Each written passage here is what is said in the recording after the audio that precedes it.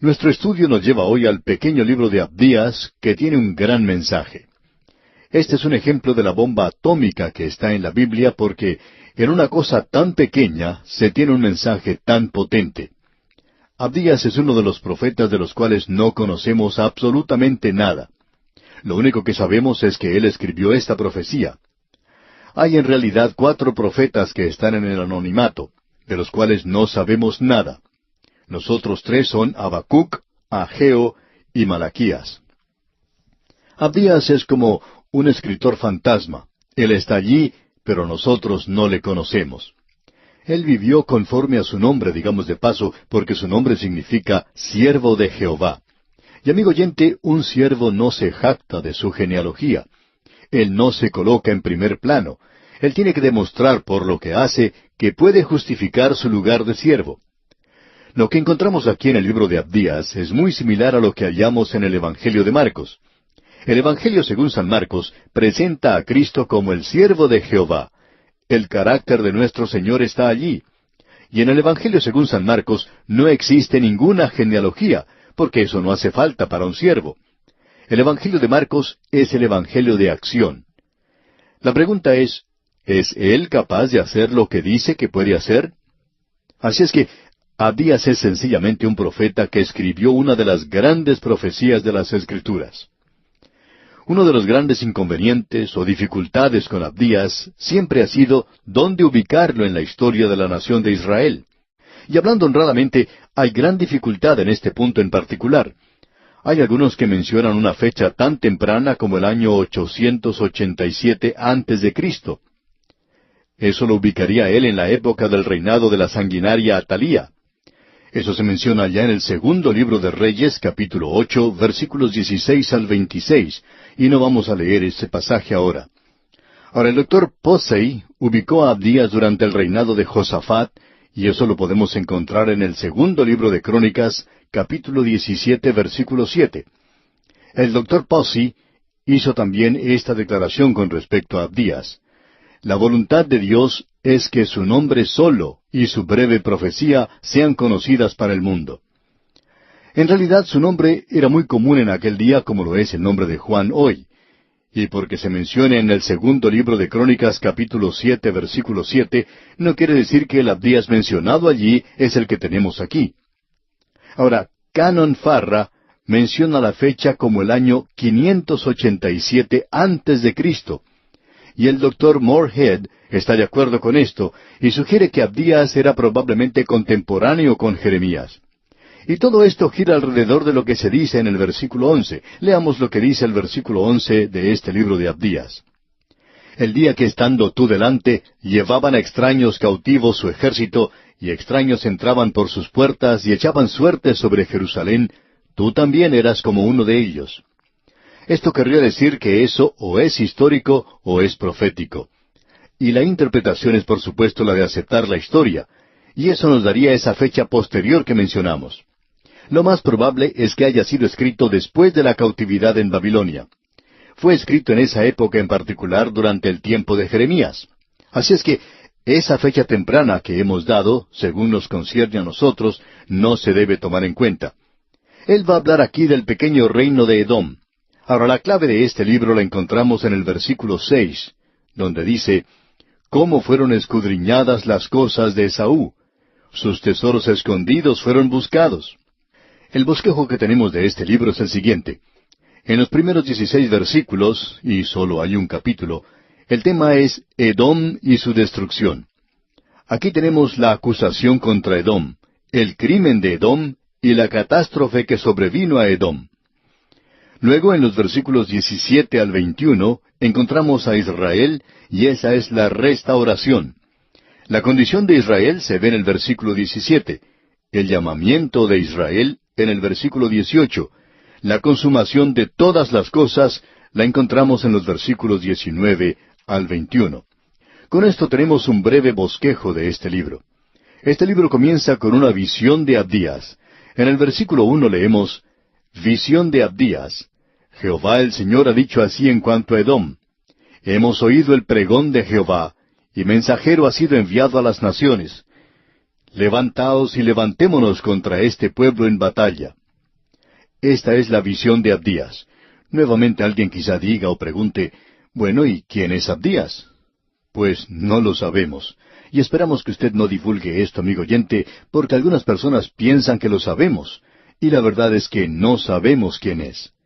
Lo interesante de todo esto es que se ha escrito muchos libros en cuanto a Abdías, y nadie parece saber quién es él, o quién fue él. Así es que no nos molesta el unirnos a este grupo tan ilustre de aquellos que no saben quién es Abdías, y tenemos que contestar esa pregunta honradamente. Ahora, como ya hemos indicado, su nombre era un nombre bastante común, o lo era en esa época en Israel. Es algo similar a lo que es Abdulá hoy en los países árabes, y Abdulá también significa siervo de Dios. Así es que Abdulá y Abdías son dos nombres muy comunes entre esa gente de esa zona. Pero de Abdías, personalmente, no sabemos nada. Ahora, ante nosotros tenemos un libro que muchas personas consideran algo que ni siquiera vale la pena tocar, y que si este libro se cayera de la Biblia, que uno no perdería mucho. Pero nosotros, amigo oyente, opinamos honestamente que sí perderíamos mucho. Parece tratar con aquello que está en el pasado, y sin embargo, tiene un mensaje para nosotros en el presente. Lo que tenemos aquí no son cenizas ya frías, sino que tenemos una lava candente. Tiene un mensaje para usted y para mí hoy. Abdías nos dice que inmediatamente él explica todo al mismo comienzo del libro. Como ya hemos visto, comienza diciendo visión de Abdías. Pero luego él dice, Jehová el Señor ha dicho así en cuanto a Edom. Y ahora vamos a tener que hacer otra pregunta. ¿Quién es Edom? ¿De quién estamos hablando? Bueno, encontramos en el versículo 6, el cual leímos hace algunos momentos, y dijimos que era el versículo clave, y encontramos allí lo siguiente. ¿Cómo fueron escudriñadas las cosas de Esaú? Sus tesoros escondidos fueron buscados. Nosotros consideramos esto como la clave del libro. Si vamos a ver algo en cuanto a Edom, entonces vamos a tener que buscar algo en cuanto a Esaú. Ahora, ¿quién era Esaú? Porque dice algo bastante interesante en cuanto a esto en el libro de Génesis, capítulo 36, versículo 1. Allí leemos, estas son las generaciones de Esaú, el cual es Edom. Así es que esta nación de Edom viene de Esaú, de la misma manera que la nación de Israel viene de Jacob. Notemos ahora otra declaración en los versículos 8 y 9 de ese capítulo 36 de Génesis. Dice allí, y Esaú habitó en el monte de Seir. Esaú es Edom. Estos son los linajes de Esaú, padre de Edom, en el monte de Seir. Pensamos que cuando Moisés escribió eso, él no sabía que el Espíritu de Dios estaba haciendo que él pusiera énfasis en eso con cierto propósito. Porque ahora cuando nosotros llegamos al libro de Abdías, también al libro de Malaquías, queremos saber quién es Edom. Pues bien, Esaú es Edom. La nación de Edom vino de Esaú, y Edom es Esaú. Los edomitas son aquellos descendientes de Esaú. Y ahora tenemos ante nosotros la historia de Esaú y Jacob. Es bastante interesante también. Estos eran hermanos mellizos, los hijos de Isaac y Rebeca. Ellos no eran mellizos idénticos, sino que en realidad eran opuestos. Y podemos notar lo que nos dice Génesis capítulo 25, versículos 22 y 23. Leamos. Y los hijos luchaban dentro de ella, y dijo, si es así, ¿para qué vivo yo? Y fue a consultar a Jehová, y le respondió Jehová, dos naciones hay en tu seno, y dos pueblos serán divididos desde tus entrañas. El un pueblo será más fuerte que el otro pueblo, y el mayor servirá al menor. Ahora estas dos personas, estos dos niños luchando uno contra el otro, en primer lugar debemos decir que fue algo que tuvo lugar en la vida real. Encontramos que estos dos jóvenes mellizos, uno era la clase de persona que siempre gustaba estar a la intemperie, y nos estamos refiriendo a Esaú, el cazador. El otro, Jacob, era alguien que estaba siempre junto a su madre. Él era el hijo de mamá, y estaban muy aparte el uno del otro. Pero lo interesante es que Jacob tenía discernimiento espiritual, en cambio Esaú no lo tenía. Esaú era un hombre de la carne, a él no le interesaba su primogenitura. Él estaba dispuesto a vender eso por un guisado de lentejas. Y no era que tuviera tanta hambre que estuviera a punto de perecer, y que no hubiera ninguna otra cosa que comer en la casa de Abraham. Había bastante que comer allí, pero él podía oler esa comida que preparaba su hermano, así es que no tuvo en cuenta su primogenitura y estaba dispuesto a cambiarla por un plato de lentejas. Y fue algo que en realidad él no tenía. Él sencillamente tenía hambre, y fue un deseo del momento, era un deseo de la carne, y estuvo dispuesto a cambiar esa herencia espiritual por la comida. Amigo oyente, aquí tenemos un cuadro de los creyentes en el día de hoy, porque esta es una ilustración de una gran verdad para usted y para mí. Amigo oyente, un creyente tiene dos naturalezas en sí mismo, y éstas están luchando la una contra la otra. El apóstol Pablo señala eso en su epístola a los Gálatas capítulo 5 versículo 17. Él dice, porque el deseo de la carne es contra el espíritu, y el del espíritu es contra la carne, y estos se oponen entre sí para que no hagáis lo que quisiereis. Estas son las dos naturalezas del creyente, la nueva naturaleza y la vieja naturaleza. Están opuestas la una contra la otra. Y Esaú aquí representa la carne, mientras que Jacob representa el espíritu. Y si usted sigue la historia de este joven Esaú, puede leer allá en Génesis capítulo 25, versículo 30, lo siguiente. Dijo a Jacob, te ruego que me des a comer de ese guiso rojo, pues estoy muy cansado. Por tanto fue llamado su nombre Edom. Ahora Edom significa rojo, o quemado al sol, tostado. Y en los versículos 31 al 34 de este mismo capítulo 25 de Génesis leemos, y Jacob respondió, véndeme en este día tu primogenitura. Entonces dijo Esaú, he aquí yo me voy a morir, ¿para qué pues me servirá la primogenitura? Y dijo Jacob, júramelo en este día. Y él le juró, y vendió a Jacob su primogenitura. Entonces Jacob dio a Esaú pan y del guisado de las lentejas, y él comió y bebió, y se levantó y se fue. Así menospreció Esaú la primogenitura. Como ya hemos dicho, Edom significa rojo, rojo y velloso, es decir, una persona que se ha quemado al sol. Cuando uno pasa mucho tiempo expuesto a los rayos solares, queda tostado por el sol. Es que la piel es capaz de absorber todos los rayos de la luz, con excepción de los rayos que lo hacen rojo. Es muy interesante notar que una persona así en las Escrituras es el hombre que no puede absorber la luz del cielo y lo quema. Amigo oyente, la luz del cielo o le salva a usted o le quemará.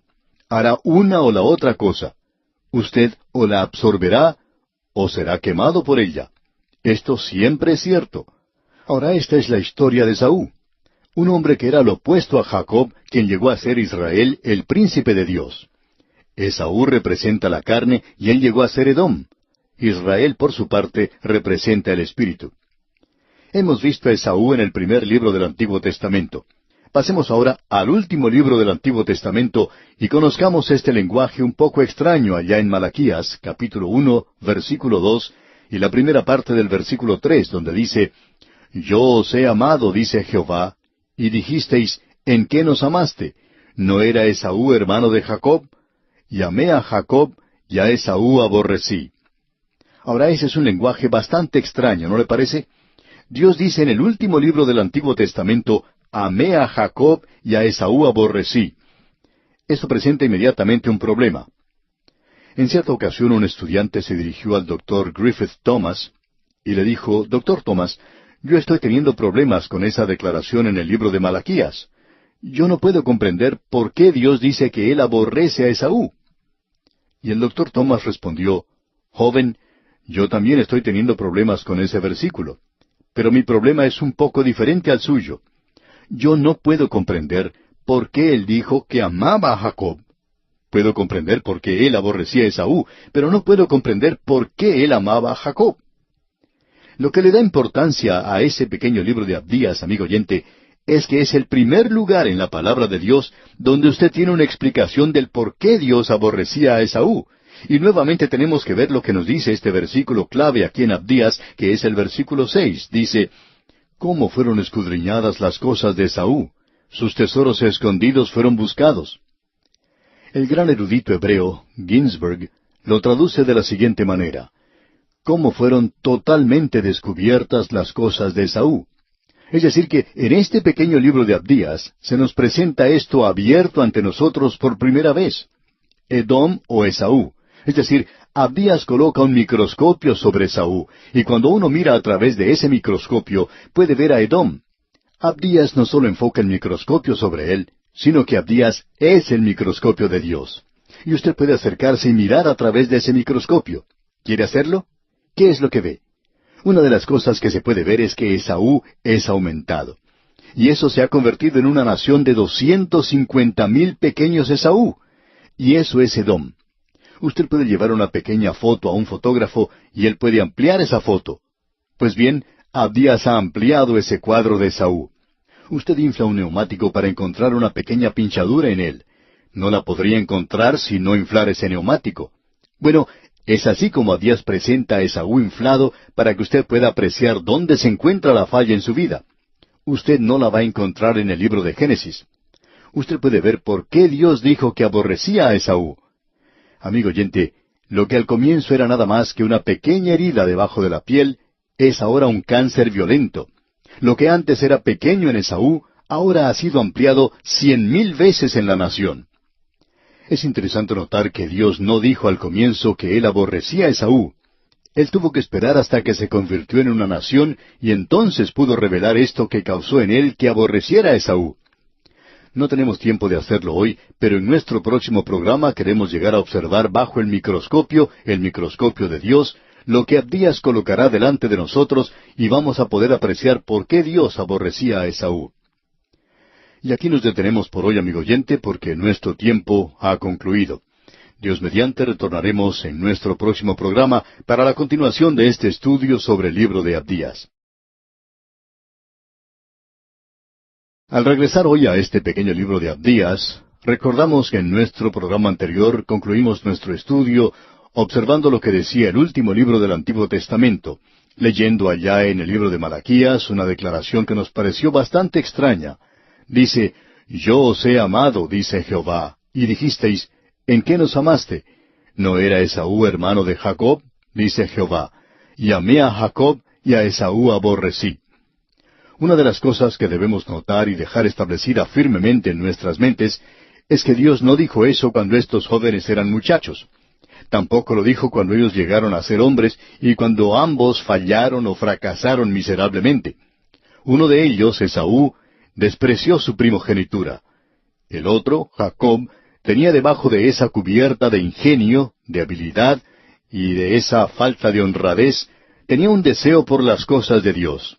Él trató de obtener la primogenitura de manera equivocada, aquello que Dios ya le había prometido y lo cual llegó a su posesión en forma correcta. Y antes que él pudiera llegar a ser no Jacob, sino Israel, Dios tuvo que quebrantarle. Dios quebró su pierna para poder llegar a él, y este hombre tuvo que cojear por el resto de su vida. Y luego lo encontramos en Egipto, apoyándose en su bastón, en el cual se había apoyado por tantos años, porque Dios finalmente llegó a ese hombre y pudo traerle a sí mismo. Dios nunca dijo que él aborrecía a Esaú, ni tampoco dijo que amaba a Jacob, pero cuando llegamos al último libro del Antiguo Testamento, y uno de ellos es una nación de varios millones de personas, y el otro ya era una nación del mismo tamaño, usted podrá notar, amigo oyente, que Israel ha sido usado poderosamente por Dios a través de los siglos hasta ese punto.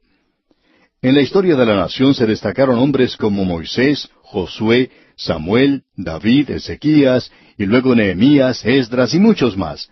Pero Esaú, la nación que procedió de él, llegó a ser una nación atea, que le dio la espalda a Dios. ¿Pero qué fue lo que provocó que Dios le aborreciera y que aborreciera a esta nación? Concluimos nuestro programa anterior colocando a Esaú bajo el microscopio. Y cuando usted coloca algo debajo de un microscopio, esto aumenta su tamaño.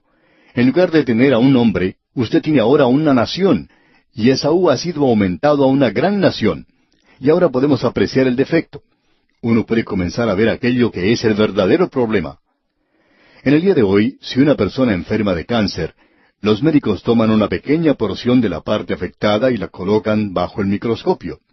Uno no puede verlo así a simple vista, pero cuando coloca eso bajo el microscopio, se puede apreciar todo lo que es la enfermedad. Y aquí podemos echar una mirada a este hombre Esaú. Esaú es Edom. Eso fue repetido 3 veces allá en el libro de Génesis. Ahora estamos observando a Esaú, pero vemos a Edom. Podemos ver esta gran nación. Ahora, ¿cuál fue el pecado de ellos? Bueno, leamos ahora el versículo 2 de este libro de Abdías. He aquí, pequeño te he hecho entre las naciones, estás abatido en gran manera. Esta nación, porque ellos eran una gran nación, como vamos a poder apreciar dentro de unos instantes, esta gente había sido abatida, o está por ser abatida. Creemos que esa es una profecía que mira hacia el futuro, pero desde el punto en que nos encontramos hoy, podemos ver que ya ha sido cumplida. Ahora queremos observar esto. ¿Qué fue eso? El versículo 3 nos dice, la soberbia de tu corazón te ha engañado, tú que moras en las hendiduras de las peñas, en tu altísima morada, que dices en tu corazón, ¿quién me derribará a tierra? ¿Qué fue lo que Dios dijo que era la razón para su aborrecimiento? Bueno, fue la soberbia, el orgullo. Estamos seguros que en el momento en que decimos esto, muchos de nuestros oyentes quizá hayan quedado un poco desanimados, y quizá digan, bueno, ¿y eso es todo? No lo comprendo. El orgullo no es algo tan malo, ¿verdad? Bueno, amigo oyente, permítanos mostrarle cómo en el día de hoy algunas cosas han quedado fuera de proporción. Supongamos que digamos que conocemos a cierto creyente que está bebiendo demasiado y quisiéramos pedirle su consejo en cuanto a qué es lo que debe hacer con él la iglesia a la cual él pertenece. Estamos seguros que la mayoría de los oyentes diría que debería ser disciplinado y que no debería pertenecer a la membresía de la iglesia. Y si usted dice eso, estamos de acuerdo con usted. Ahora supongamos que le dijéramos que un oficial de cierta iglesia fue atrapado por la policía el otro día robando un supermercado. Él es un ladrón. Y entonces nosotros le preguntamos, ¿qué piensa usted que la iglesia a la cual él pertenece debiera hacer con él? Y usted quizá diría, bueno, estamos seguros que él debería ser sacado de la membresía de la iglesia, que debería ser disciplinado. Y si usted dice eso, entonces estamos de acuerdo con usted. Ahora, supongamos que nosotros le decimos que conocemos a un miembro de cierta iglesia que estaba lleno de soberbia y orgullo, una de las personas más orgullosas que hemos conocido. Y le preguntamos a usted, amigo oyente, ¿qué piensa usted que la iglesia debiera hacer con él? Nos atrevemos a decir que ninguno sugeriría que debiera ser expulsado de la iglesia. De seguro que la mayoría de los oyentes demostraría cierta ternura, cierta compasión y diría, bueno, yo pienso que el pastor debería conversar con esa persona. Alguien debería decirle a él que está equivocado en tener orgullo, pero no es un pecado tan malo después de todo. Eso no se demuestra muy fácilmente. Él no se está emborrachando, no está robando, ni está mintiendo. ¿Le sorprendería a usted, amigo oyente, si le dijéramos que ante los ojos de Dios el orgullo, la soberbia, es peor pecado que el embriagarse? La Biblia tiene mucho que decir en cuanto a la embriaguez. Hemos estado pensando mucho en cuanto a esto, no solo en referencia a la condición del día presente, sino en cuanto a aquello que hizo caer a la nación de Israel. Dios dijo que fue a causa de su embriaguez que ellos fueron derribados. Eso fue lo que provocó la caída de Babilonia, lo que provocó la caída de Alejandro Magno, lo mismo que sucedió con Roma y con muchas de las grandes naciones, y puede que ocurra lo mismo con nuestras propias naciones. Pero amigo oyente, debemos decirle que delante de Dios, el orgullo es peor que eso. Esto, a propósito, es algo que llega hasta donde nosotros vivimos y nos toca muy de cerca. Esto es algo muy importante porque es el punto de contacto de su vida y la mía que se encuentran con Dios. Nosotros tenemos aquí la perspectiva correcta. Permítanos decirle, amigo oyente, que el orgullo es el pecado de los pecados, es el peor de todos los pecados. Es algo que la Escritura condena sobre todo lo demás. Vamos a mencionar algunas citas bíblicas en cuanto a esto. Dios dice que Él aborrece el orgullo, la soberbia. Y si eso es lo que ha atacado más a Edom, Dios puede decir, a Esaú aborrecí a causa de la soberbia. No estamos diciendo que es un pecado imperdonable, pero debemos decir que si hubiera algo que es imperdonable, este pecado podría serlo ciertamente. Notemos lo que dice el escritor de los Proverbios allá en el capítulo 6, versículos 16 al 19. 6 cosas aborrece Jehová, y aun 7 abomina su alma. Número 1, los ojos altivos. Número 2, la lengua mentirosa. Número 3, las manos derramadoras de sangre inocente. Número 4, el corazón que maquina pensamientos inicuos. Número 5, los pies presurosos para correr al mal. Número 6, el testigo falso que habla mentiras. Y número 7, el que siembra discordia entre hermanos. ¿Y se fijó usted cuál es el número uno en este desfile de cosas que Dios aborrece? Dice, los ojos altivos. Cuando un hombre o una mujer entra a la iglesia y mira a un santo pobre que se encuentra en ese lugar, y que ellos saben que él ha cometido algún pecado, si ese hombre o esa mujer que entra levanta la cabeza con aire despectivo y mira hacia otro lado, eso ante los ojos de Dios, amigo oyente, es peor que embriagarse. Y eso no quiere decir que Dios esté dando su aprobación a la embriaguez. Esto quiere decir que la embriaguez es algo malo, pero que hay algo que es mucho peor que eso. Y eso no es todo lo que Dios dice. En Santiago capítulo 4, versículo 6 leemos, Dios resiste a los soberbios y da gracia a los humildes. Y Él siempre está del lado del humilde. Como hemos visto, Dios siempre aborrece los ojos del altivo. Y Él dice, el temor de Jehová es aborrecer el mal, la soberbia y la arrogancia. Allá en Proverbios 8:13. Juan nos dice en su primera epístola, capítulo 2, versículo 16, porque todo lo que hay en el mundo, los deseos de la carne, los deseos de los ojos y la vanagloria de la vida, no proviene del Padre, sino del mundo. ¿De dónde viene el orgullo? Si hay algo que venga del diablo, es el orgullo. Hay muchos santos en las iglesias hoy que tienen orgullo de su raza, orgullo de su rostro y orgullo de la gracia. Hasta hay quienes son orgullosos de haber sido salvados por gracia. Eso no debería hacerle orgulloso a usted, amigo oyente. Eso es algo de lo cual no nos debemos jactar. Es algo por lo cual deberíamos glorificar a Dios, pero debería hacernos humildes. ¿No le da vergüenza a usted, amigo oyente, que haya tenido que ser salvo por gracia porque usted es un pecador tan miserable? Me hubiera gustado tener algo que ofrecerle a Dios por la salvación que me ha dado, pero no tengo nada. Por tanto, tengo que ser salvo por gracia, y ni siquiera puedo jactarme de eso. Hay muchos hoy que se están jactando del hecho de que han sido pecadores. Dios les da gracia a los humildes. Se nos dice, haya pues en vosotros este sentir que hubo también en Cristo Jesús. Ahora, ¿qué clase de sentir es ese? Es la humildad. Él dijo, soy manso y humilde, y por esa razón llevad mi yugo sobre vosotros. Y ese, después de todo, fue el pecado de Satanás, el orgullo. Creemos que eso es lo que hoy ha destruido el testimonio de muchos creyentes y los ha hecho muy inefectivos para Dios. Lo que ellos hacen es algo para jactarse, y lo que están construyendo es nada más que algo de paja. No están construyendo en el cimiento de Cristo, que es oro, plata y piedras preciosas. El orgullo, la soberbia, han derribado a muchos santos para la cuenta de 10, como en el boxeo. El orgullo es aquello que ha hecho que muchos santos caigan hoy. Eso fue lo que hizo caer a Satanás. Él decía, subiré al cielo, en lo alto, junto a las estrellas de Dios, levantaré mi trono, y seré semejante al Altísimo. Eso fue lo que le sucedió a Nabucodonosor. En Daniel capítulo 4, versículo 30 leemos, habló el rey y dijo, ¿no es esta la gran Babilonia que yo edifiqué para casa real con la fuerza de mi poder y para gloria de mi majestad? ¿Y qué fue lo que le sucedió? Bueno, los versículos 31 y 32 de ese capítulo 4 de Daniel dicen, aún estaba la palabra en la boca del rey, cuando vino una voz del cielo. A ti se te dice, rey Nabucodonosor, el reino ha sido quitado de ti, y de entre los hombres te arrojarán, y con las bestias del campo será tu habitación. Aparentemente, eso no es un accidente, amigo oyente. Los psicólogos del día de hoy llamarían a eso histeria, que le llevó a una forma de amnesia, provocando que ese hombre no supiera dónde estaba, y entonces actuaba como un animal del campo. ¿Por qué? Porque cuando un hombre se eleva por el orgullo, no es elevado, sino que baja al nivel de los animales. Y ese es el cuadro de él. Y Dios degradó a ese hombre, lo bajó al nivel de las bestias del campo. Ahora, ¿qué es el orgullo? ¿Cuál es la definición de orgullo? Permítanos darle una definición. Creemos que es una forma de enajenación.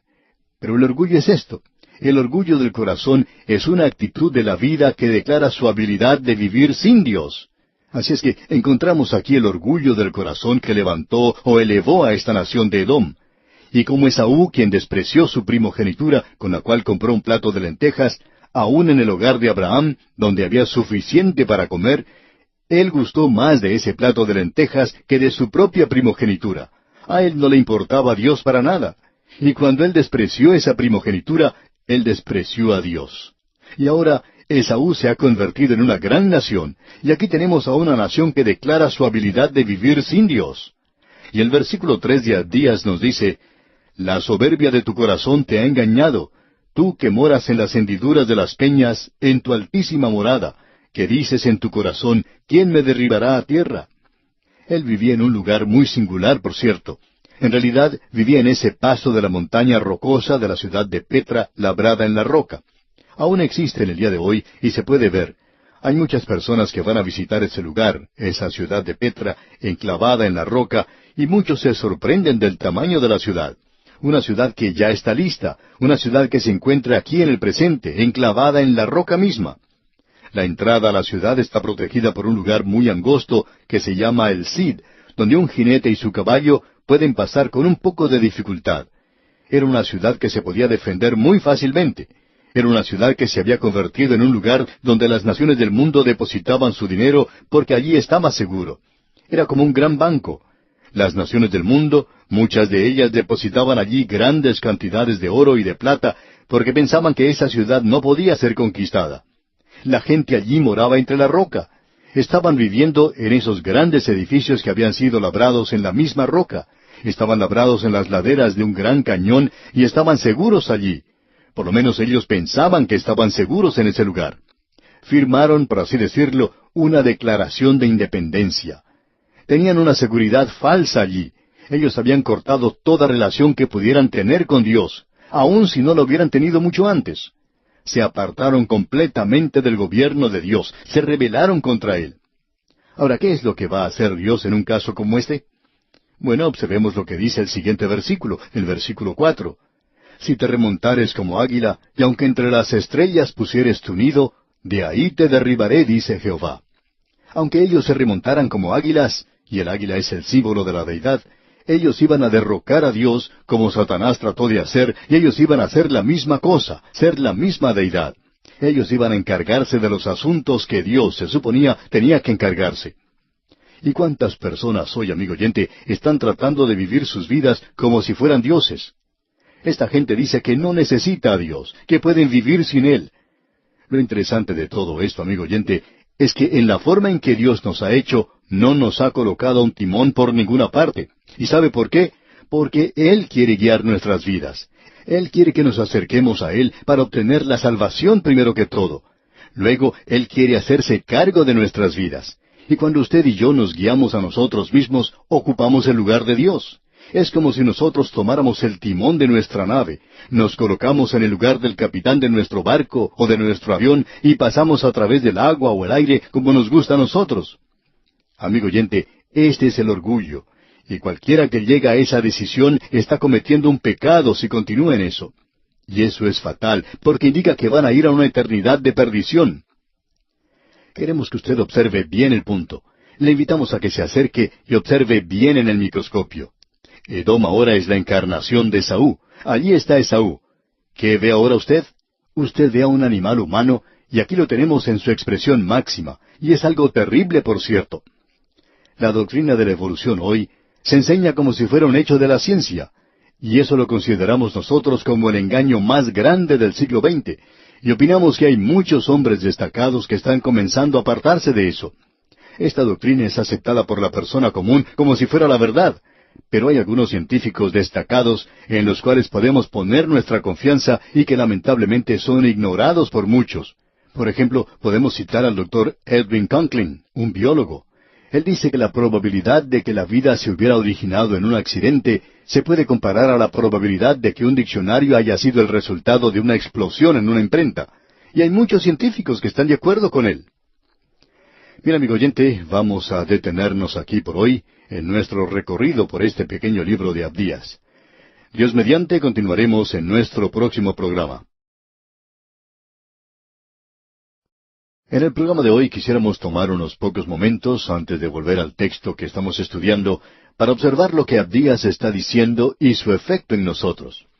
Debido a que hemos llegado al factor más importante y sutil que está corroyendo la calidad de vida humana en nuestra cultura contemporánea, necesitamos detenernos por un momento para ver sus consecuencias en nuestras vidas, tanto privadas como públicas. Abdías pone el microscopio sobre la humanidad, y vemos la enfermedad que está destruyendo al hombre moderno. Estos gérmenes son tan pequeños que escapan a nuestra atención y los ignoramos. El orgullo es el germen y el virus que es más mortífero que el cáncer o el SIDA. Permítanos definir el orgullo una vez más, según Abdías. Es una actitud de una vida que declara su habilidad para vivir sin Dios. Es una presunción, una vanidad. Y el Nuevo Testamento lo confirma. Juan, en su primera epístola, capítulo 2, versículo 15, dice, «No améis al mundo ni las cosas que están en el mundo. Si alguno ama al mundo, el amor del Padre no está en él. Porque todo lo que hay en el mundo, los deseos de la carne, los deseos de los ojos y la vanagloria de la vida, no proviene del Padre, sino del mundo. Y el mundo pasa y sus deseos, pero el que hace la voluntad de Dios permanece para siempre». Podemos ver entonces que el pequeño libro de Abdías es confirmado. Ahora hemos visto que en realidad este es el gran pecado en nuestros países.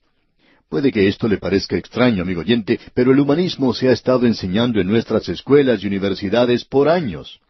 Y el humanismo dice que el hombre es autosuficiente, que necesita ser libre para expresarse, que no necesita disciplinas ni cadenas que impidan su progreso hacia adelante y hacia arriba.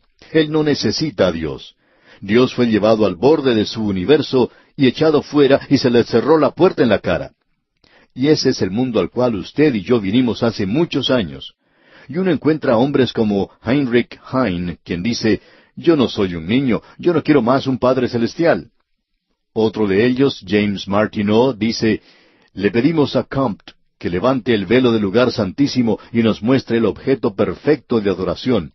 Él produce un espejo y nos muestra a nosotros mismos. Y en nuestra época, hace ya varios años, un psicólogo cristiano dio este consejo.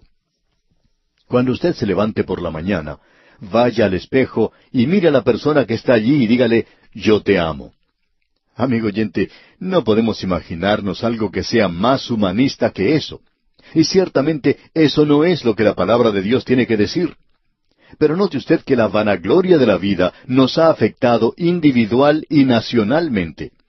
Individualmente ha llevado al escepticismo, al cinismo, al ateísmo, a la insolencia y al pesimismo.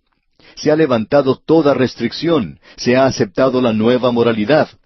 El egoísmo y la vanidad son evidentes hoy. Ahora, ¿qué ha sucedido? Bueno, esta crasa inmoralidad ha llevado en realidad al pesimismo, y ese pesimismo ha llevado al suicidio. Y hoy el suicidio está al nivel de epidemia en muchos países. La calidad de vida se ha deteriorado. El ruido de la música se ha vuelto más fuerte. El baile es más frenético y loco. La confusión y el desespero son el resultado final. Y el rayo de luz se proyecta ahora sobre la así llamada gente hermosa, los artistas de Hollywood. Muchos de ellos ya no están en este mundo, pero hay libros que muestran cuán torcidas y confusas eran sus vidas verdaderamente. Permítanos decirle, amigo oyente, que el orgullo ha traído todo esto. Y luego, nacionalmente, muchos de nosotros pensábamos que nuestros gobiernos eran sólidos, estables y permanentes. Hemos dirigido nuestra mirada hacia el gobierno para que resuelva nuestros problemas. Pero ha sido bastante perturbador el enterarnos de la inmensa corrupción y confusión que hay en nuestros gobiernos. No hay estabilidad hoy. Ahora el mundo en que usted y yo nos criamos, que hemos descrito, ya pasó, ya no existe. Después de la Primera Guerra Mundial, hubo una gran explosión de inmoralidad.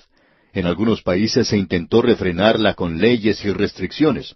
Se pusieron en efecto muchas prohibiciones. Algunos dijeron que eso había fracasado. Pero no es que hubiera fracasado, sino que nunca se puso a prueba. Después de todo, era la manera equivocada de hacerlo. No se necesitaba prohibiciones, se necesitaba a Dios. Lamentablemente no se le trajo a escena. Las pocas voces que en aquel tiempo proclamaban la palabra de Dios, y hubo aquellos que lo hacían, fueron silenciadas y no escuchadas. Una depresión mundial no cambió esa actitud. El hombre podía lograrlo por sí mismo, y créanos, amigo oyente, que lo hizo. El resultado fue la Segunda Guerra Mundial. Y ese mundo ya pasó. Y hoy, bueno, Dios todavía es ignorado, rechazado y todavía encuentra oposición. En algunos lugares se le ha echado del salón de clase y no se puede hacer oración. En una ocasión, un grupo de 18 personas tuvimos la oportunidad de visitar la República Dominicana para una serie de conferencias y para participar en una labor de evangelismo. Y nos sentimos gratamente impresionados cuando se nos informó que el gobierno de ese país había aprobado una regulación por la cual todas las escuelas del país debían comenzar cada día de clase con la lectura de la Biblia y oración. Esto nos pareció maravilloso, pero esta es la excepción. En la mayoría de nuestros países ocurre lo contrario. A Dios se le ha sacado de los salones del Congreso porque es un obstáculo para el progreso. Los medios noticiosos ignoran a Dios como si Él no existiera. Y este es el mundo en el cual usted y yo vivimos, amigo oyente, y está pasando también. Invitemos a Dios a que regrese a la vida pública. Invoquémosle para que nos ayude. No podemos avanzar solos. El Señor Jesús dijo, sin mí nada podéis hacer. La enfermedad hoy es el orgullo del corazón. Esa enfermedad, una verdadera condición del corazón, declara que el hombre puede vivir sin Dios. Pero como dijera el ilustre escritor inglés William Shakespeare en una de sus obras, Señor, qué necios son estos mortales. Y el apóstol Pablo podía decir, yo sé que en mí, esto es, en mi carne, no mora el bien. Créanos, amigo oyente, eso es lo que la gente está haciendo hoy. Bien, amigo oyente, volvemos ahora a esta pequeña profecía de Abdías, y vimos en nuestro programa anterior que el gran pecado de la nación de Edom que provocó que Dios dijera, a Esaú aborrecí, fue el orgullo, la soberbia de su vida, el orgullo de su corazón, un orgullo que nosotros definimos como una actitud de aquella vida que declara su habilidad para vivir sin Dios. Dios dice en el versículo 4 de Abdías, que si te remontares como águila, y aunque entre las estrellas pusieres tu nido, de ahí te derribaré, dice Jehová. Escuche usted, si te remontares como águila, es decir, llega a ser una deidad, se coloca a sí mismo en el lugar de Dios. Y aunque entre las estrellas pusieres tu nido, y ese fue el pecado de Satanás, él quería colocar su trono sobre las estrellas. Y Dios dice, de ahí te derribaré, dice Jehová. Dios dice, yo tengo la intención de derribarte. En nuestro programa anterior habíamos echado una mirada al microscopio y vimos que Esaú ahora ha sido aumentado a la nación de Edom. Lo que antes era solamente un hombre, ahora ha llegado a ser probablemente unas 200,000 personas. Y ahora vemos a un animal humano en su crudeza, en su fealdad aterradora. Ahora puede que haya personas que nos digan, nosotros pensábamos que descendíamos de los animales, y ahora ustedes dicen que los hombres se comportan como animales. Bueno, eso es exactamente lo que estamos diciendo. Nosotros no descendimos hacia arriba, sino que descendimos hacia abajo. No ha habido un ascenso, sino más bien un descenso. Permítanos repetir una vez más que la enseñanza de la evolución como hecho científico creemos que ha sido uno de los engaños más grandes del siglo XX. Creemos que esto, para el incrédulo, es como salir de una neblina para entrar a otra. No creemos que la evolución dé una explicación en cuanto al origen de las cosas. El hombre corriente ha aceptado eso como la verdad porque hoy en la radio, la televisión, las publicaciones y en las escuelas se nos ha lavado el cerebro con la idea de que la evolución es un hecho probado. Pero eso es absolutamente falso. Las objeciones fuertes e inteligentes que han sido presentadas por científicos dignos de confianza son total y completamente ignoradas. Bueno, no vamos a discutir aquí en favor o en contra de la evolución. Ese no es nuestro propósito, pero es algo en lo cual muchos jóvenes se han interesado a través de los años. Y en muchas escuelas de enseñanza secundaria, en muchas universidades y aún en muchas iglesias liberales se anima a los jóvenes a leer libros como El origen de las especias y La descendencia del hombre, de Darwin. Hay también algunos seminarios liberales donde se enseña lo que se conoce como evolución teísta, lo cual creemos que es la interpretación más absurda que exista del origen de las cosas. Pero permítanos decirle, amigo oyente, que nosotros rechazamos totalmente esa propaganda impía de la evolución. Esta idea que dice que es del lodo al hombre, del protoplasma a la personalidad, de la ameba a la animación, queremos rechazar ese argumento con una cita del gran biólogo Edwin Conklin, que presentamos en el programa anterior y que dice, la probabilidad de que la vida se haya originado por accidente es comparable a la probabilidad de que un diccionario sea el resultado de una explosión en una imprenta. Y eso, amigo oyente, es algo completamente absurdo, ¿no le parece? Pero con eso quedamos satisfechos. Ahora, la dificultad principal con la teoría de la evolución es su resultado final. La evolución nos lleva a un pesimismo fatal, terrible. Lleva al hombre a creer que él ha alcanzado la meta, que es algo, que se encuentra en la cima. Bien, eso en realidad ha llevado a un fatalismo, a un pesimismo fatal en el presente. Y esto ha tomado cuerpo en las universidades del presente y alcanzó un porcentaje alarmante de suicidios entre los jóvenes hace algunos años. El doctor Albert Einstein, a quien muchos considerarían una autoridad, dijo lo siguiente: el hombre que considera su propia vida y la de sus contemporáneos como algo sin significado alguno, no es sólo una persona desafortunada, sino casi descalificada para la vida. Esa es una buena declaración, por cierto.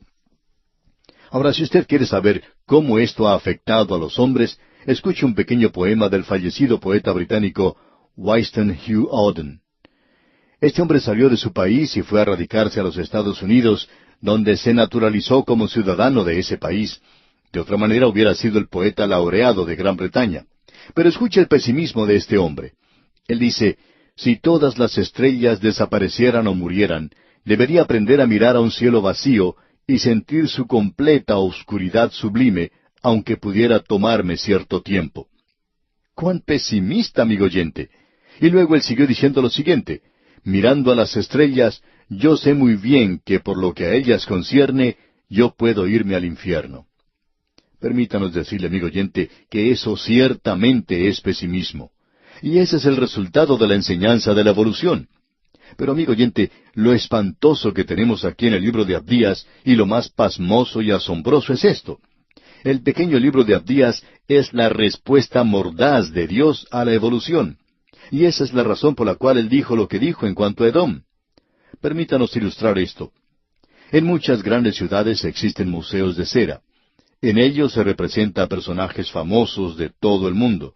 Allí también hay cuadros que tratan de presentar cómo vivía el hombre, según se lo imaginan los científicos, hace unos 100,000 o 200,000 años.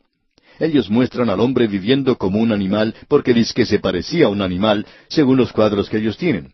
Y a propósito, ellos no tienen una fotografía, porque el hombre se dio vuelta antes que le tomaran la fotografía, y todo lo que tienen que mostrar es un dibujo, producto de su propia imaginación.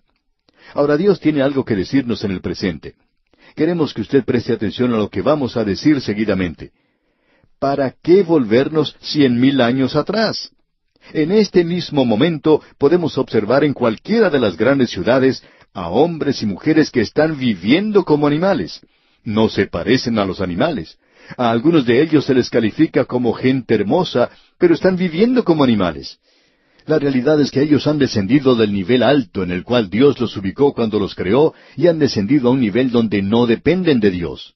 No solo viven como animales, sino que viven más bajo que los animales. No hay ningún animal que se emborrache, que golpea a su esposa, que castigue y dé muerte a sus hijos, o que sea homosexual. Solo el hombre puede hacer eso. El hombre vive más bajo que los animales. Y así es como estaban viviendo en Edom en los días de Abdías. Nos preguntamos, amigo oyente, si usted habrá escuchado alguna vez la historia de ese cerdo que se escapó de su pocilga y se fue al bosque. En el bosque encontró uno de esos alambiques o de esas destilerías caseras donde se prepara licor. La destilería tenía un pequeño escape, y este cerdito comenzó a comer de esa malta remojada y a beber del líquido que salía de la destilería. Y por cierto que se emborrachó, y por 2 días estuvo allí tirado completamente borracho. Finalmente, cuando ya le pasó la embriaguez, se levantó y comenzó a alejarse de ese lugar. Mientras se alejaba, alguien le escuchó decir: «Nunca voy a hacer las veces de hombre otra vez». Alguien más lo expresó de la siguiente manera: «Cuán bien lo recuerdo, fue un frío y desapacible diciembre, mientras caminaba por la calle en varonil orgullo, mi corazón comenzó a palpitar y caí en una zanja. Luego un cerdo llegó y se acostó al lado mío, y cuando estaba allí en esa zanja, mi corazón aún palpitante, un hombre que pasaba se aventuró a decir: uno puede identificar a un borracho por los amigos que escoge. Y el cerdo entonces se levantó y lentamente se alejó de mí». Amigo oyente, Un hombre puede descender a un nivel mucho más bajo que un animal, en su vivir aquí en la tierra, cuando él determina que va a vivir sin Dios. Bueno, sigamos adelante en nuestro estudio de este pequeño libro de Abdías. Debemos decir que el hombre no vino, no descendió del animal. El hombre fue creado en un nivel muy alto, y de allí cayó. Él no cayó hacia arriba, como algunos piensan, sino que cayó hacia abajo, y puede descender hasta el nivel más bajo de la vida. Ahora el versículo 5 de este libro de Abdías dice, Si ladrones vinieran a ti, o robadores de noche, ¿cómo has sido destruido? ¿No hurtarían lo que les bastase? Si entraran a ti vendimiadores, ¿no dejarían algún rebusco? Lo que él está diciendo aquí es esto, que si un ladrón llega a usted, solo se llevaría lo que quisiera, no se llevaría todo. Lo mismo se puede decir del que cosecha las uvas. Él va a dejar algunas uvas. Pero Dios dice, cuando yo les juzgue, esto es lo que voy a hacer. Y en el versículo 6 leemos, cómo fueron escudriñadas las cosas de Esaú. Sus tesoros escondidos fueron buscados. El doctor Ginsburg tradujo esta palabra, escudriñadas, como desnudar completamente. Este es el versículo clave de este libro. ¿Cómo fueron desnudadas completamente las cosas de Esaú? O como hemos dicho antes, Dios ha colocado a Esaú bajo el microscopio y dice, vengan y observen, miren a través de la palabra de Dios y observen a este hombre. Yo le aborrezco. ¿Por qué le aborrezco? Debido al orgullo en su vida. Él me ha dado la espalda, Él ha declarado su habilidad para vivir sin Dios. Ese es el orgullo de la vida. Ahora, ¿cómo son escudriñadas o buscadas esas cosas? Francamente, amigo oyente, cuando uno lee en el libro de Génesis, no encuentra eso. Quizás somos un poco lentos para asimilar estas cosas, pero no lo encontramos en Génesis. Pero por cierto que no se nos escapa aquí. Aquí podemos tomar el microscopio y regresar y observar a Esaú, y ver por qué él quería vender su primogenitura por un plato de lentejas. Y fue por una razón muy sencilla. Eso indicaba que él sería el sacerdote en la familia. Indicaba una relación con Dios. Y francamente, él prefería tener un plato de lentejas que tener una relación con Dios. Y cuando uno llega a ese punto, amigo oyente, usted está en el mismo nivel de un cerdo, porque usted ha descendido al nivel más bajo que pueda llegar. Permítanos decir con toda la amabilidad de que podamos hacer acopio, que esta no es idea nuestra, no la originamos nosotros. Está aquí, en el libro de Abdías, y fue Dios quien dijo esto. Ahora el versículo 7 nos dice, Todos tus aliados te han engañado, hasta los confines te hicieron llegar. Los que estaban en paz contigo prevalecieron contra ti. Los que comían tu pan pusieron lazo debajo de ti. No hay en ello entendimiento. Edom era una nación que todos los enemigos de aquel día dejaban de lado. Ellos no querían perder tiempo con Edom resguardado allí en la ciudad de Petra, una ciudad labrada en la roca. Pero Nabucodonosor fue capaz de hacer entrar espías a la ciudad, y a través de ellos él fue capaz de apoderarse de la ciudad. Y fue tomada. En la misma forma en que Dios utilizó a Nabucodonosor para destruir a Jerusalén, cuando los hijos de Jacob se habían apartado de Dios, Él utiliza a Nabucodonosor también para entrar y apoderarse de Edom, los hijos de Esaú. Ahora el versículo 8 dice, No haré que perezcan en aquel día, dice Jehová, los sabios de Edom y la prudencia del monte de Esaú. Esa gente no solo era notable por el hecho de que estaba bien protegida por esa zona rocosa de la montaña, en esa ciudad muy hermosa, que aún se puede ver en nuestros días. Ellos estaban viviendo en una seguridad falsa, pero habían desarrollado una sabiduría y conocimiento, y en realidad también una superstición.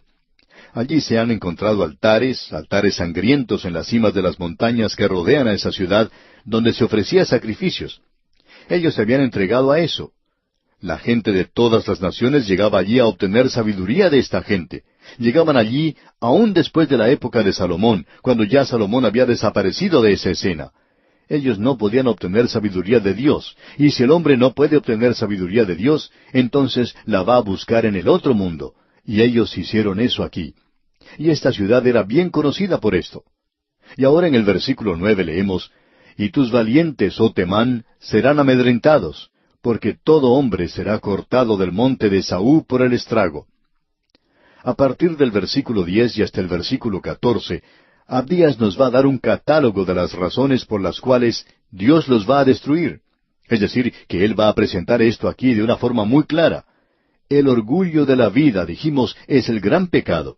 Pero como ya hemos indicado anteriormente, eso lleva a cometer otros pecados. Amigo oyente, su filosofía de la vida va a descender gradualmente a sus dedos, luego a sus pies, sus ojos y todos los sentidos. Y usted va a expresar esa filosofía de alguna manera. Si usted es un impío, va a vivir una vida impía. Si usted es piadoso, entonces va a vivir una vida piadosa. Eso es algo natural. Ahora Dios menciona aquí 5 razones diferentes por las cuales Él los juzga. Ellos han cometido ciertos hechos, y aquí se mencionan 5 hechos específicos. Y vamos a tener que reservar esto, Dios mediante, para nuestro próximo programa. Pero Dios va a castigarlos, y los va a castigar en 2 formas diferentes. Él los va a enviar a la cautividad, tal cual hizo con la nación de Israel, pero con la excepción de que la nación de Israel regresaría y sería un pueblo como lo es en el día de hoy. Pero llegaría un tiempo cuando los edomitas dejarían de ser una nación y nunca llegarían a ser una nación otra vez. Ahora alguien quizá nos pregunte, ¿piensan ustedes que hay algunos edomitas por allí hoy? Y la respuesta es no, amigo oyente, no los hay. Ellos tuvieron matrimonios mixtos con los ismaelitas y otros del desierto y ahora forman parte del mundo árabe. Existe cierta diferencia entre los árabes, y esto puede explicar esa diferencia. Uno los puede encontrar allí entre los árabes hoy. Y todavía son enemigos de la nación de Israel. Veremos esto, Dios mediante, en nuestro próximo programa. Regresamos hoy, amigo oyente, a nuestro estudio en esta pequeña profecía de Abdías. Este estudio es una pequeña bomba atómica, como dijimos en una ocasión anterior, y estamos seguros que usted ya ha descubierto eso. Aquí hemos encontrado ese gran pecado de Edom. Abdías es una profecía que da respuesta a esa pregunta tan importante de por qué Dios dice en el último libro del Antiguo Testamento, «Amé a Jacob y a Esaú aborrecí». Él nunca había dicho eso allá en el libro de Génesis. Él esperó hasta que ambos llegaran a ser una nación, y luego encontramos que Dios coloca a Esaú bajo el microscopio, y él ya es una nación. El presuntuoso pecado de esa nación era la soberbia de tu corazón te ha engañado. Estamos seguros que cuando mencionamos esto en un programa anterior, causó un poco de sorpresa en muchos oyentes, porque muchas personas no consideran la soberbia o el orgullo como un gran pecado.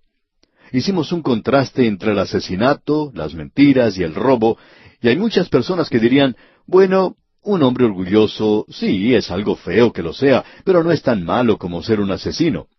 Sin embargo, Dios dice que es peor que ser un asesino, es peor que ser un alcohólico. Dios dice eso de un corazón lleno de soberbia y orgullo. Él ha presentado eso muy claramente en su bendita palabra. Dios da gracia a los humildes, pero con el soberbio, Él no puede hacer nada. Ahora descubrimos que la soberbia es una actitud. La soberbia del corazón es la actitud de una vida que declara su habilidad de vivir una vida sin Dios. Y Dios aborrece eso. Este es su universo y Él debe ser adorado, Él debe ser alabado, Él debe ser reconocido. Y cuando un hombre, esta pequeña criatura aquí en la tierra, que no es mucho mayor que un insecto en este gran y vasto universo de Dios, cuando esta pequeña criatura se eleva a sí mismo en orgullo, Dios dice que Él aborrece eso. Dios le ama a usted, amigo oyente, pero Dios aborrece su soberbia, su orgullo, y si usted es carcomido por eso, amigo oyente, entonces no hay nada que Dios pueda hacer con usted.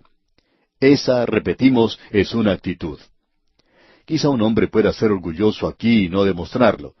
Sin embargo, pensamos que ese es un pecado en la vida que uno no puede ocultar. Hay ciertas cosas que usted puede ocultar en su vida.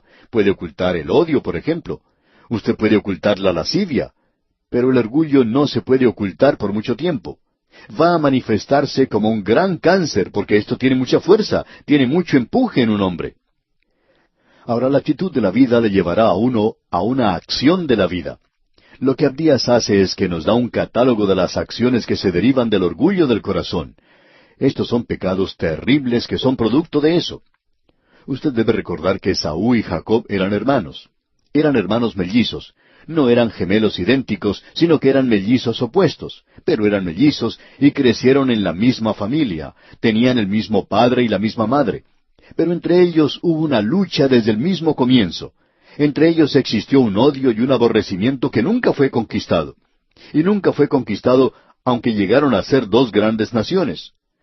Encontramos que Dios tiene algo que decir a su pueblo en cuanto a su relación con Edom.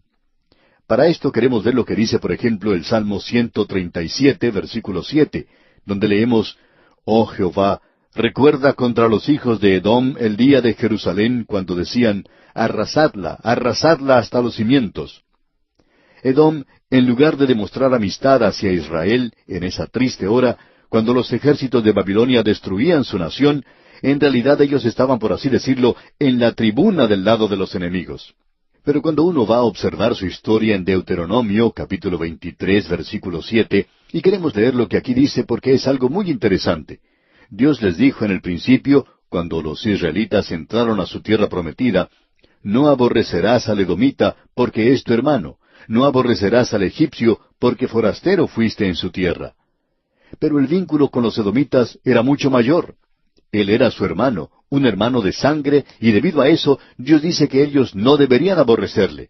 Y podemos ver que Edom manifestó ese odio y ese aborrecimiento a través de toda la extensión de la nación.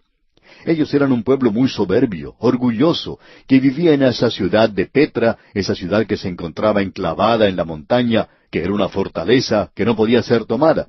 Por lo menos ellos pensaban que no podían ser destruidos. Ahora ellos eran culpables de muchas cosas. Y hay 5 acciones específicas que se mencionan aquí en el libro de Abdías, y que son acciones que se derivan del orgullo, de la actitud de una vida de vivir sin Dios. La primera de ellas la encontramos en el versículo 10 de este libro de Abdías, y queremos observar estas cosas ahora. La primera es la violencia. Notemos lo que dice el versículo 10. «Por la injuria de tu hermano Jacob te cubrirá vergüenza, y serás cortado para siempre». Podemos apreciar que hay 2 cosas mencionadas aquí que les iba a ocurrir. Iban a ir a la cautividad. Finalmente Babilonia pudo tomar esa ciudad y los llevó a ellos cautivos. La segunda cosa que se menciona es que ellos iban a ser destruidos totalmente. Así es que ellos no serían más una nación. Y creemos que esto es interesante, que uno ya no escucha hablar más de los edomitas en el presente. Se escucha mucho en cuanto a los israelitas. Ellos han llegado a ser una nación. Y aquí tenemos un ejemplo de una nación que ha tratado ahora de vivir sin Dios. De la primera cosa que ellos fueron encontrados culpables fue de violencia. Leamos el versículo 10 otra vez. «Por la injuria de tu hermano Jacob te cubrirá vergüenza, y serás cortado para siempre». Ellos eran una gente violenta, gente guerrera, y venían en esa dirección. En la historia del mundo hemos aprendido que es muy difícil arreglar las cosas por medio de guerras y violencia. La violencia en realidad nunca ha arreglado nada. La violencia no es el método de Dios. Usted puede estar seguro de eso. Ahora esa es la número 1. La número 2 es algo que ellos hicieron. Se unieron al enemigo. Y en el versículo 11 leemos, «El día que estando tú delante, llevaban extraños cautivos su ejército, y extraños entraban por sus puertas, y echaban suerte sobre Jerusalén, tú también eras como uno de ellos». Es decir, descubrimos que ellos se unieron al enemigo. Se habían pasado al otro lado. Esto de lo que ellos eran culpables es algo terrible, por cierto. La tercera cosa la encontramos en el versículo 12 que dice, «Pues no debiste tú haber estado mirando en el día de tu hermano, en el día de su infortunio. No debiste haberte alegrado de los hijos de Judá en el día en que se perdieron, ni debiste haberte jactado en el día de la angustia». Ellos habían alegrado de la calamidad que había caído contra Judá, y esa siempre es una acción de orgullo. Cuando usted, amigo oyente, encuentra a alguien que se regocija con los problemas que otra persona está teniendo, usted puede estar seguro que está hablando con una persona que es muy orgullosa. El orgullo es algo que Dios dice que aborrece. ¿Qué revelación es esta que tenemos aquí, amigo oyente? Ahora, en el versículo 13, encontramos la cuarta acción, y es que ellos no solo se unieron al enemigo, sino que eran culpables de haber tomado parte en el pillaje, en el saqueo y en el robo. Después que el enemigo había tomado a Israel y se lo había llevado, esta gente entró a la tierra de ellos y se apoderó de todos sus bienes que habían quedado. Y en el versículo 13 leemos, «No debiste haber entrado por la puerta de mi pueblo en el día de su quebrantamiento. No, no debiste haber mirado su mal en el día de su quebranto, ni haber echado mano a sus bienes en el día de su calamidad. El orgullo va a llevar al hombre a cometer cosas terribles. Una de esas cosas es el robo. Y una de esas cosas es el ser deshonesto en los negocios. Hay muchos hombres que para poder aparentar algo en sus negocios van a hacer cosas deshonestas. Hay muchos hombres que para tratar de ganar a una mujer para que llegue a ser su esposa, cometen cosas deshonestas. Hay muchos hombres que para poder mantener su imagen con los demás miembros de un club, hacen cosas deshonestas. Y en el día de hoy, amigo oyente, en nuestra sociedad contemporánea, podemos ver que está llena de cosas deshonestas, con personas que están tratando de aparentar lo que no son y vivir como los demás. ¿Cuál es el problema? Bueno, el problema es el orgullo. Y este hombre orgulloso, lleno de soberbia en su corazón, está tratando de vivir su vida aparte de Dios. Y cuando él hace eso, amigo oyente, entonces va a cometer toda esa clase de cosas. Amigo oyente, la Biblia es todavía el mejor libro que existe en psicología. Es el mejor libro que existe para ir a la raíz de los problemas que hay en el corazón humano, a aquello que en el día de hoy está destruyendo a nuestra sociedad. Nuevamente debemos decir, y esperamos que nos perdone por repetir esto, pero en el día de hoy hay algunos cursillos que se están presentando en las iglesias y en el mundo. Hoy usted puede ir a cualquier parte y tomar un cursillo, prácticamente en cualquier cosa. Si usted va y pasa 2 o 3 semanas en un lugar, ya puede aprender esto o aquello. Puede aprender un cierto método psicológico de cómo poder hablar mejor, cómo progresar en su trabajo, cómo ser un mejor vecino, cómo amar a su esposa un poco más, cómo tratar mejor a sus hijos, ayudarles en su crecimiento. Y se nos provee de toda clase de artimañas en el presente.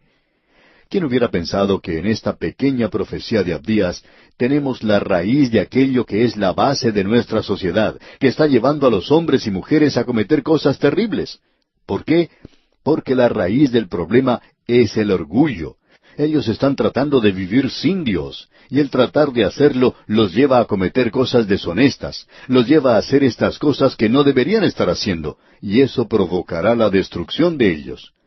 En realidad, esas acciones que cometen provocan la destrucción de aquel que las hace.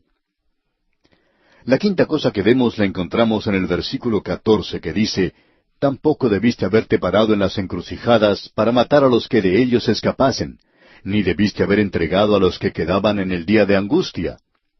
Para nosotros, amigo oyente, esto es lo peor que ellos pudieron cometer. Esto es en realidad lo peor que hicieron. Aquí es donde ellos revelan que no son más que un animal, y que es la supervivencia del más fuerte. También es la revelación de un diente sanguinario. ¿Qué es? Llegaron a ser traidores, traicionaron a su propio hermano. Ellos se pararon en la encrucijada del camino, y cuando Nabucodonosor vino y destruyó a Jerusalén, y sabemos que la gente comenzó a esparcirse, los de Babilonia comenzaron a perseguirlos. Y los edomitas, naturalmente, están viviendo en el campo donde la gente podía ocultarse.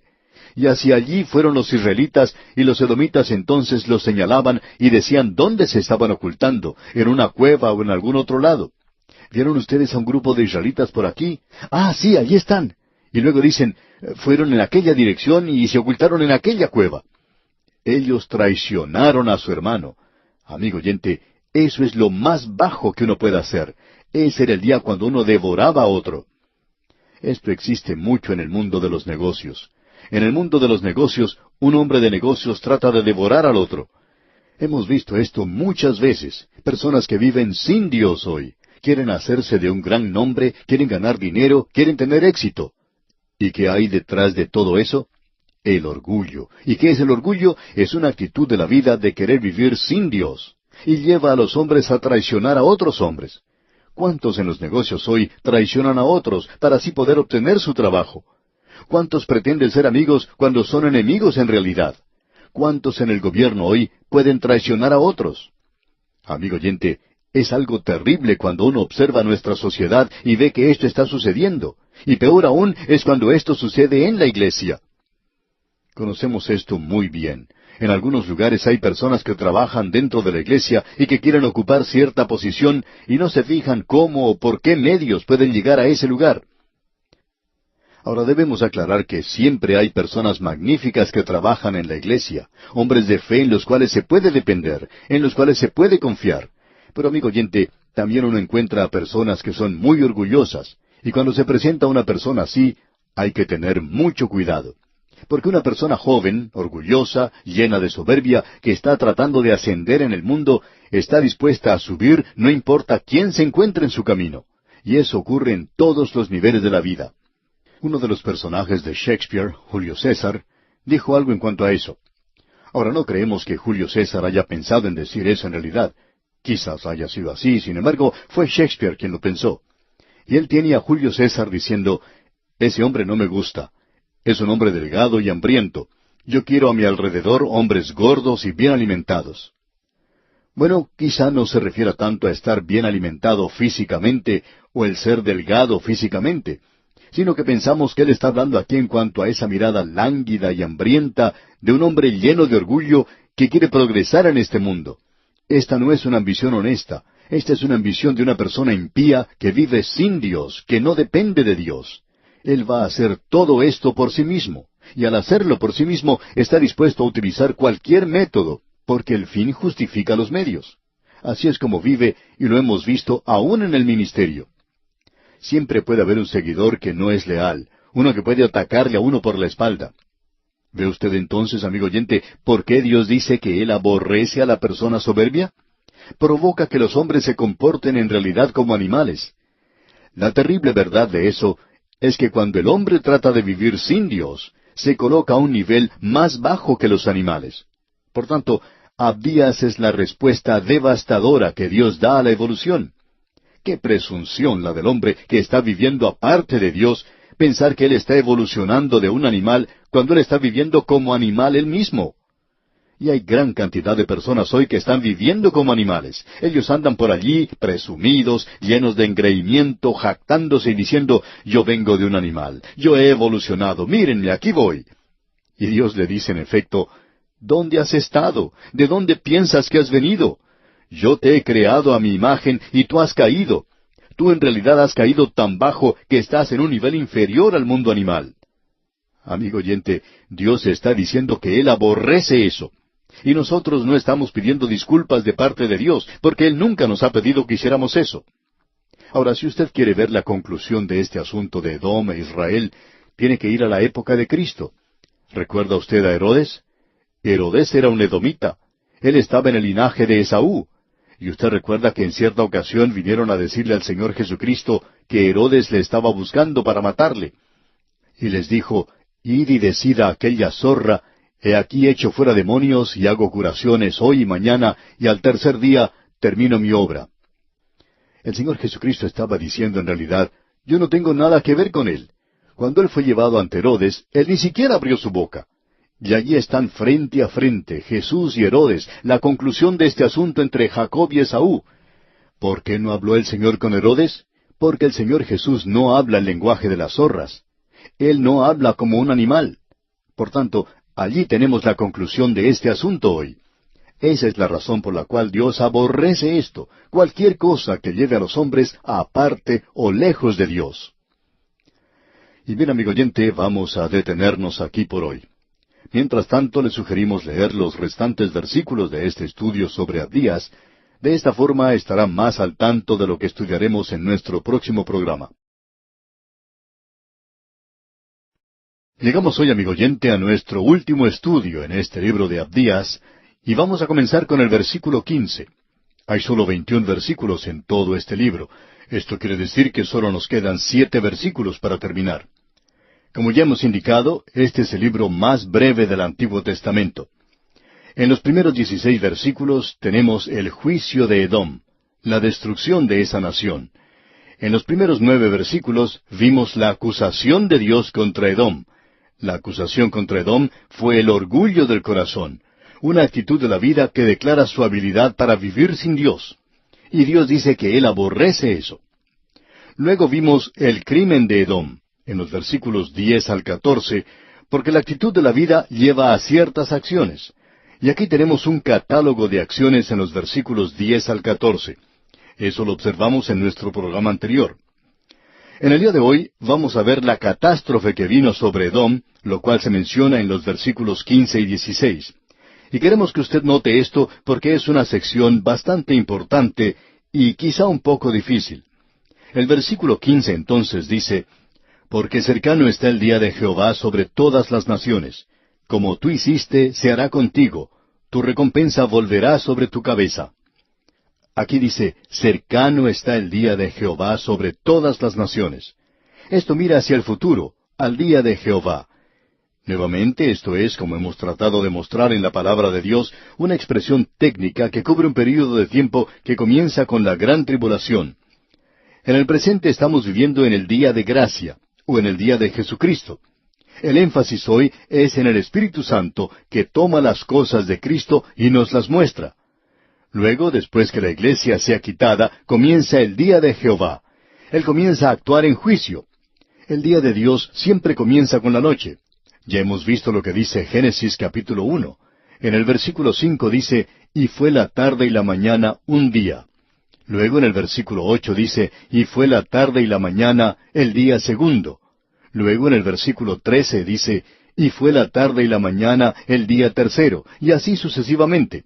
Así es que comienza con las tinieblas y el juicio de la gran tribulación. Y luego finalmente tenemos que nacerá el sol de justicia y en sus alas traerá salvación. Y esa es la venida del Señor Jesucristo a la tierra a establecer su reino. En ese momento habrá ciertas naciones que van a entrar al reino. Usted recuerda lo que Jesús dijo en su discurso del Monte de los Olivos, que todas las naciones se iban a reunir delante de Él.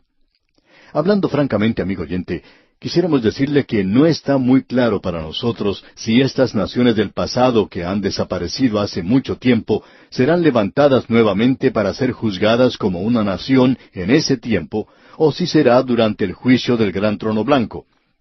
Encontramos que hay algunos comentaristas que se refieren a esto. Por ejemplo, hay un libro que es muy bueno y dice que Edom será completamente destruida. Y luego él dice que será nuevamente levantada en los últimos días de la historia mundial. Ahora nosotros creemos que Edom volverá a ser una nación. Ese es nuestro punto de vista privado, digamos, nuestra propia interpretación. Y estamos seguros que usted ha descubierto que si nosotros nos apartamos por una cierta rama, pues es mejor que usted no se vaya con nosotros porque esa rama se puede quebrar. Pero nosotros opinamos que cuando Abdías menciona aquí que cercano está el día de Jehová sobre todas las naciones, quiere decir que Edom llegará a ser una nación en los días finales. Pero ahora ellos han desaparecido como nación. Ahora alguien quizá pueda preguntar, ¿y podría suceder esto? Bueno, por cierto que así sucedió con la nación de Israel. Por 2500 años ellos no fueron una nación, y ahora han llegado a ser una nación. Y ellos, por cierto, que han tenido muchos problemas desde que llegaron a ser una nación. Bien, aquí leemos, porque cercano está el día de Jehová sobre todas las naciones. ¿Y cómo va uno a interpretar eso de todas las naciones? Bueno, lo interpretamos como que quiere decir todas las naciones. Y el día de Jehová es el día cuando muchas de estas naciones del pasado volverán a existir otra vez. Creemos que esto es algo que la palabra de Dios nos presenta claramente. Amigo oyente, una nación es responsable ante Dios, como lo es la gente de esa nación. Si usted, amigo oyente, ha estado con nosotros desde el comienzo de estos estudios bíblicos, recordará que cuando estudiamos el libro de Deuteronomio, en el capítulo 21, Dios presentó una ley bastante fuera de lo común. Allí dicen los versículos 1 y 2, si en la tierra que Jehová tu Dios te da para que la poseas, fuere hallado alguien muerto, tendido en el campo, y no se supiere quién lo mató, entonces tus ancianos y tus jueces saldrán y medirán la distancia hasta las ciudades que están alrededor del muerto. Y la ciudad que estuviera más cerca del muerto, esa ciudad era la responsable por ese hombre. Ellos tenían que hacerse cargo de ese caso y tratar de descubrir quién había dado muerte a ese hombre. Es decir, que esa ciudad es responsable. Y creemos, amigo oyente, que aquí tenemos un gran principio establecido por Dios. Usted y yo en el presente, como creyentes, podemos hablar en cuanto a nuestra ciudadanía en el cielo y la iglesia celestial que estará allí, y esto es cierto.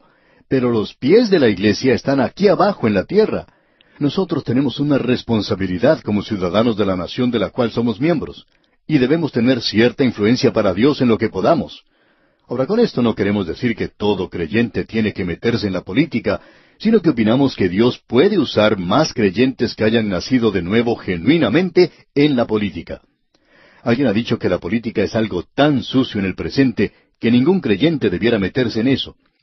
Bueno, pensamos que usted puede hacerlo. Pensamos que puede hacer eso, amigo oyente. Si un hombre como Lot podía meterse en la política en una ciudad como Sodoma, ya que él era uno de los jueces que se sentaba a las puertas de la ciudad, pensamos que un verdadero creyente puede estar dispuesto a mantenerse firme y a tomar una posición, y él puede ser usado por Dios en el gobierno. Por tanto, las naciones son responsables ante Dios. Ahora, esto no quiere decir que Él juzgará a las naciones en base a si ellas aceptaron o rechazaron a Cristo, porque nunca ha existido una nación que haya aceptado totalmente a Cristo. Creemos que siempre se ha cometido una equivocación cuando se habla de ciertas naciones afirmando que son naciones cristianas. Es muy cierto que la Iglesia ha tenido gran influencia en una nación, digamos como Inglaterra y otras naciones en el presente, pero nunca ha habido una época cuando pueda haberse dicho que alguna de esas naciones fue cristiana en realidad, porque todas las naciones en sí están lejos de Dios. Así es que cercano está el día de Jehová sobre todas las naciones. Y creemos que esta nación que Dios destruyó, bueno, ya no existe en el presente. O sea que la profecía se ha cumplido literalmente. La pregunta es, ¿van a regresar durante el día de Jehová esas naciones? Particularmente creemos que sí. Aquí leemos, como tú hiciste, se hará contigo. Tu recompensa volverá sobre tu cabeza. Lo que sucedió a esta nación fue lo siguiente. Edom fue finalmente capturada por Babilonia. Los babilonios lograron esto introduciendo espías dentro de esa fortaleza que parecía inexpugnable, y los de Edom fueron capturados aproximadamente en el mismo tiempo en que Israel fue capturada. Y en realidad, en los días postreros, vamos a ver que Edom estará nuevamente en la escena. Hay ciertas referencias bíblicas en cuanto a esto. No las vamos a buscar ahora, pero Isaías capítulo 63, versículos 1 al 6, por ejemplo, es una referencia de que esta gente volverá a ser nuevamente una nación. Ellos fueron destruidos por Babilonia, pero los macabeos también los subyugaron, y luego finalmente vino Roma y destruyó a Jerusalén en el año 70 después de Cristo, y en esa época desapareció Edom de la escena mundial como nación, y desde entonces no se ha sabido nada de ella. Pero volverán a regresar, y entonces encontramos que para el momento en que lleguemos al milenio, aunque parezca que no ha llegado esa nación a la escena mundial, ellos serán conocidos en la historia mundial otra vez. Bueno, vamos a seguir estudiando el libro de Abdías de aquí en adelante. Como usted puede ver, este es un punto que se puede debatir. Y no vamos a entrar en argumentos o debates con nadie, porque esta es una de esas cosas en las Escrituras sobre las cuales no podemos ser muy claros. Porque después de todo, ¿qué importancia tiene para usted y para mí en el presente? Si descubrimos que Edom estará durante el milenio, bien. Si no está, bien también. Y no nos vamos a preocupar porque Dios es quien está obrando esto según su propio plan. Ahora el versículo 16 de este libro de Abdías dice, de la manera que vosotros bebisteis en mi santo monte, beberán continuamente todas las naciones. Beberán y engullirán, y serán como si no hubieran sido. Es decir, Dios está diciendo aquí que de la forma en que ustedes han obrado, así obrarán los demás con ustedes. Serán recompensados de la misma manera. Esto es lo que se llama una justicia poética. Eso es algo que parece obrar en la historia humana. Una ley de retaliación. El Señor Jesucristo lo dijo de la siguiente manera, no juzguéis para que no seáis juzgados. Y todo lo que el hombre sembrare, eso también segará. Aquí tenemos algo que puede ser llamado justicia poética. En la forma en que se comportó esa nación, así será juzgada.